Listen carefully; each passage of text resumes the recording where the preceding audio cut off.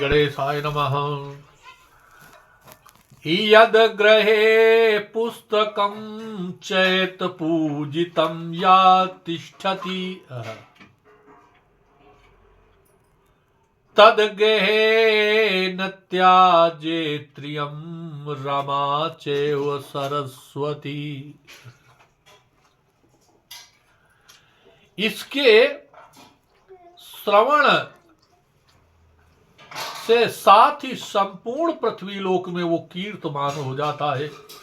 जो स्त्री विधवा बंध्या, काक बंध्या अथवा मृत बंध्या हो, वो इस पुराण के श्रवण से उस दोष से मुक्त हो जाती है। इसमें संदेह नहीं है।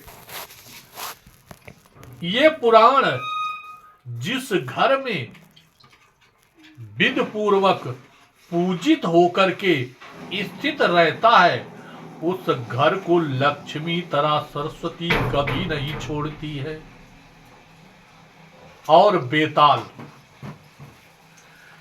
नेच्छन्ते तत्र बेताल डाकिनी राक्षसादयाओ ज्वरितं तु नरम स्पृष्ट्वा पठेते समाहिता।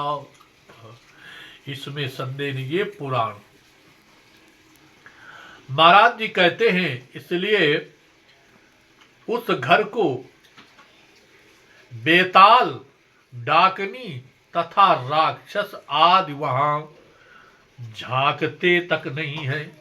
यदि एकाग्र चित्र होकर के इस पुराण का पाठ किया जाए तो दाहक ज्वर उसके मंडल को छोड़कर भाग जाता है।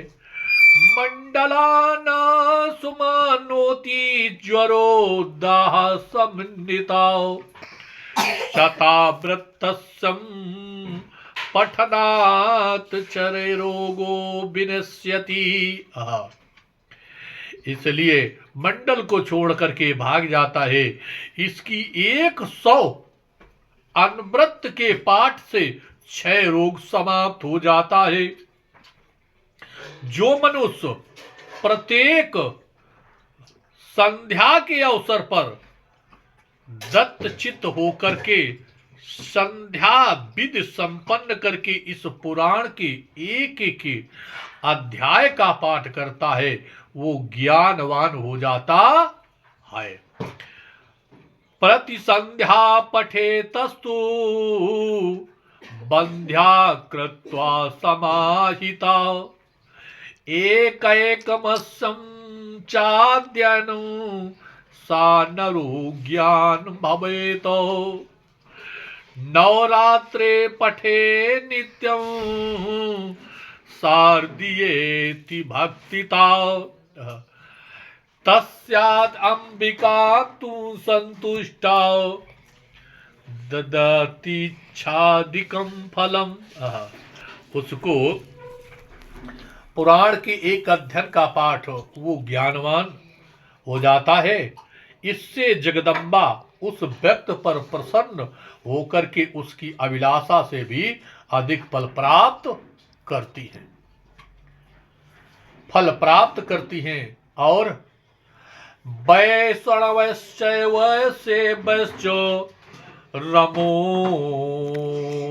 मा प्रियते सदा सौर्यश्ची गणपत्यश्च स्पेष्ट शक्ति तुष्टये। इसलिए वैष्णव, शैव, सौर और गणपत्य जनों को अपने अपने इष्ट देव की शक्ति की संतुष्टि के लिए चैत्र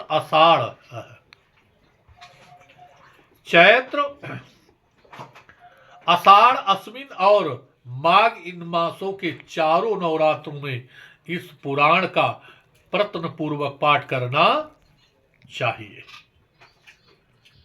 इसमें रमा, उमा आदि शक्तियां उस पर सदा प्रसन्न रहती है।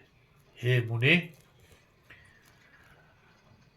पठितव्यं प्रतनेन नवरात्र संतुष्टे वैदिके निज गायत्री प्रीते नित्य सो मुनीय वेद सारमिदं पुण्यं पुराणं द्विज सत्तमा वेद पाठ समं पाठे श्रवणे च तथैव ही।